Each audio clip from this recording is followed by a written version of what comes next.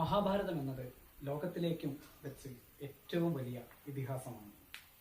It's A monstrous Kais എന്നാണ് അതിനെക്കുറിച്ച് മഹാനായ ഒരു പഠിതാവ് പറഞ്ഞിട്ടുള്ളത്.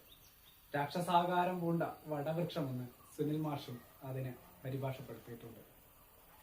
മഹാഭാരതത്തെ അധികരിച്ച് മലയാളത്തിൽ വന്നിട്ടുള്ള ചില പുസ്തകങ്ങളെയാണ് ഞാൻ പരിചയപ്പെടുത്തുന്നത്. എനിക്കറിയാം ഈ പട്ടിക അപൂർണമാണ്. ഇപ്പോൾ എൻ്റെ കയ്യിൽ അവൈലബിൾ ആയിട്ടുള്ള കുറച്ച് പുസ്തകങ്ങൾ മാത്രമാണ് ഞാനിവിടെ പരിചയപ്പെടുത്തുന്നത്. വിട്ടുപോയവ നിങ്ങൾ പൂരിപ്പിക്കുമല്ലോ.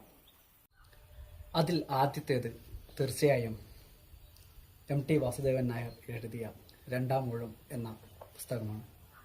അതിപ്രസിദ്ധമായ ഭാരത പര്യടനം, കുട്ടിക്കൃഷ്ണമാരാരുടെ ഭാരത പര്യടനം മഹാഭാരതത്തെ ഏതൊക്കെ തരത്തിൽ വായിച്ചെടുക്കാമെന്നുള്ളതിന് ഒരു ഉദാഹരണം കൂടിയാണ് ഈ പുസ്തകം.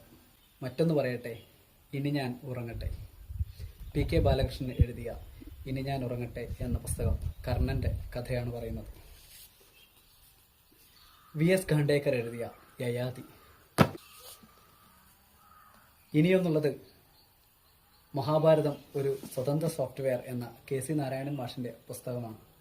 വളരെ മികച്ച ഒരു പഠനവും അത്രയും നല്ല വായനാനുഭവം തരുന്ന ഒരു പുസ്തകമാണ്. സുനിൽ P ഇളയിടം എഴുതിയ മഹാഭാരതം സാംസ്കാരിക ചരിത്രം എന്ന പുസ്തകമാണ്. മഹാഭാരതത്തെക്കുറിച്ച് മലയാളത്തിലുണ്ടായിട്ടുള്ള ഏറ്റവും വലിയ പുസ്തകങ്ങളിൽ ഒന്നുകൂടിയാണ് മഹാഭാരതം സാംസ്കാരിക ചരിത്രം എന്നത്. മഹാഭാരതത്തിനെ പല അടരുകളിൽ പരിശോധിക്കുകയും അതിനെക്കുറിച്ച് സുനിൽ മാഷ് നടത്തിയ പ്രസംഗങ്ങളും പഠനങ്ങളും എഴുത്തുകളും എല്ലാം കൂടി ഉൾച്ചേർത്ത ഒരു പുസ്തകമാണ് മഹാഭാരതം സാംസ്കാരിക ചരിത്രം. ഏറ്റവും അവസാനമായി എൻ്റെ കയ്യിലുള്ളത് രാജശ്രീ ടീച്ചർ എഴുതിയ ആത്രേയകമാണ്.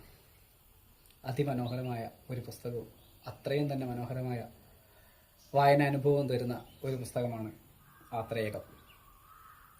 ഇതുകൂടാതെ ഇനിയും ധാരാളം പുസ്തകങ്ങളുണ്ട് എന്ന് നമുക്കറിയാം. സുഭാഷ് ചന്ദ്രന്റെ സമുദ്രശില തുടങ്ങുന്നത് അമ്പയുടെ കഥയുമായിട്ടാണ്. അങ്ങനെ മഹാഭാരതത്തെ അധികരിച്ചും മഹാഭാരതത്തെ മൂലകഥയാക്കിയും മഹാഭാരതത്തിൽ നിന്ന് അടർത്തിയെടുത്തും മലയാളത്തിൽ ധാരാളം കഥകൾ ഉണ്ടായിട്ടുണ്ട്, നോവലുകൾ ഉണ്ടായിട്ടുണ്ട്. ഞാൻ വിട്ടുപോയത് ചിലതുണ്ട് എന്നെനിക്കറിയാം. തീർച്ചയായും അത് ഓർമ്മിപ്പിക്കുമല്ലോ. കമൻറ്റ് ചെയ്യുക.